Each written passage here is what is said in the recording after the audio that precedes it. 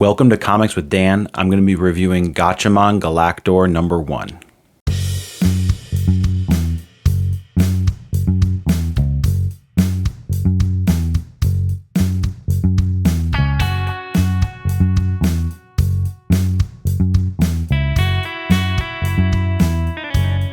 Gatchaman Galactor is the third book in this Battle of the Planets universe that Mad Cave is producing. It's a 4-issue miniseries about the inner workings of Galactor, this terrorist organization that fights against the Science Ninja team.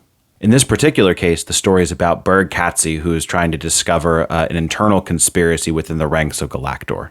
This issue follows the events of Gatchaman number 1, in which the Science Ninja team tries to foil a terrorist plot by Galactor.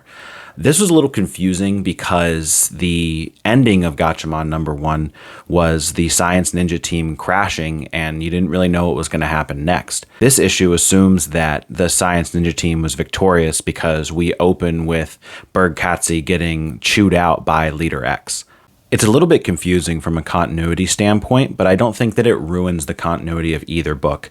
I don't think that the fact that we skip over how the Science Ninja team is victorious really impacts the story here. Following the thrashing from Leader X, Katse is poisoned unsuccessfully. Katse knows only someone within the ranks of Galactor could have possibly had access to his food, so he begins his interrogations and research into finding out who tried to poison him. This has all the ingredients of a classic whodunit, with the twist that it all takes place within this evil organization. The irony of having to find a villain in a group of villains is not lost on this series. Steve Orlando does a really good job of exploring Berg Katse's ego, a little bit of what we saw at the end of Gatchaman number 1.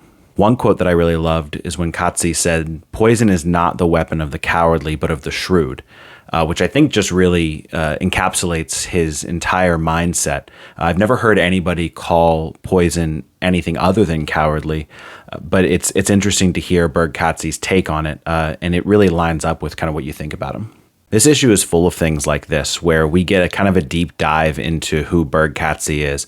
Most of it is him talking himself up and making him this great leader of Galactor. And you can tell that there's an ego there and that there's some insecurity within him to just be the best. Interestingly enough, even though he's this huge narcissist, he backs up his words by being extremely formidable. What I really like about these Gatchaman books so far is the commitment to fleshing out the characters. We don't get a lot of series nowadays that will take individual books and all the effort that goes to publishing a separate series or even a separate series of one-shots to just flesh out characters that are going to really act as an assist to the main series. I really think that the Ken Deathmatch one-shot as well as this Galactor miniseries, while they're good in their own right and can stand alone by themselves, they, I think, are going to be really instrumental in helping new readers latch on to this Gatchaman series.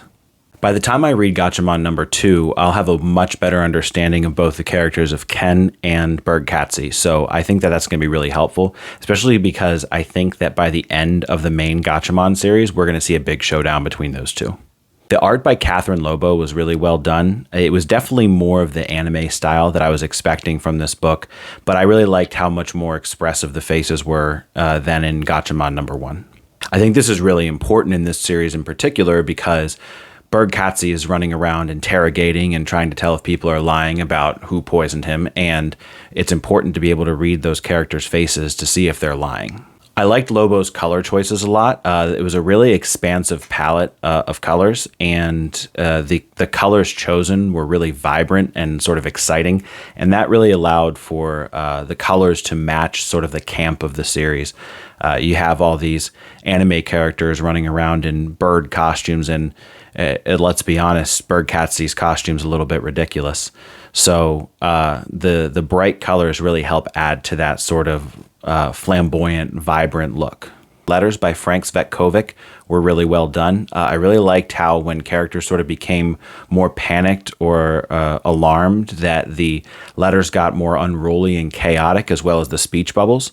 I also really liked the very subtle differences in Leader X's speech bubbles that made his voice seem a little colder and more robotic. It's little details like that in lettering that really set good lettering apart from just average lettering in comics. The sound effects were pretty well done and well placed, but they weren't anything that really blew me away. Overall, I think this miniseries is going to be a lot of fun. Definitely worth checking out, especially if you're trying to get more info and more insight onto Berg Katse.